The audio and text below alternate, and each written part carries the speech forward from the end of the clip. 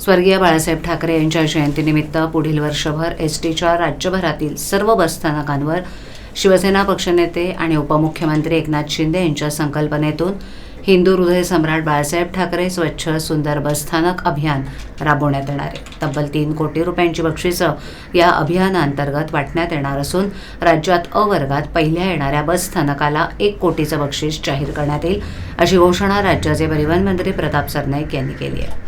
या अभियानाचा शुभारंभ मंत्री सरनाईक यांच्या हस्ते कुर्ला नेहरूनगर बसस्थानकावर होणार आहे। यानिमित्त सर्व राज्यभर प्रत्येक बसस्थानकावर शालेय विद्यार्थी, सामाजिक संस्था, एसटी कर्मचाऱ्यांच्या सहकार्यातून सखोल स्वच्छता मोहीम राबवण्यात येणार आहे।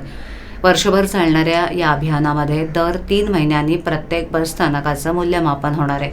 त्यासाठी एसटी महामंडळाच्या वरिष्ठ अधिकाऱ्यांच्या नेतृत्वाखाली परीक्षण समित्या नेमण्यात आल्या असून त्यांनी दिलेल्या गुणांच्या आधारे सरासरीद्वारे बस स्थानकाचे क्रमांक निश्चित करण्यात येतील। राज्यभरात एसटीच्या असलेल्या सर्व बस स्थानकांचे तेथील प्रवासी चढउतार संख्येच्या आधारे शहरी अ वर्ग, निमशहरी ब वर्ग, ग्रामीण क वर्ग अशा 3 गटांमध्ये विभागणी केली आहे। प्रथम प्रादेशिक स्तरावर प्रत्येक गटनिहाय पहिला, दुसरा आणि तिसऱ्या क्रमांकासाठी स्पर्धा रंगणार असून अंतिम स्पर्धा राज्यस्तरावर घेण्यात येईल। त्यासाठी प्रत्येक प्रादेशिक स्तरावर गटनिहाय पहिल्या आलेल्या बस स्थानकाचा विचार केला जाईल।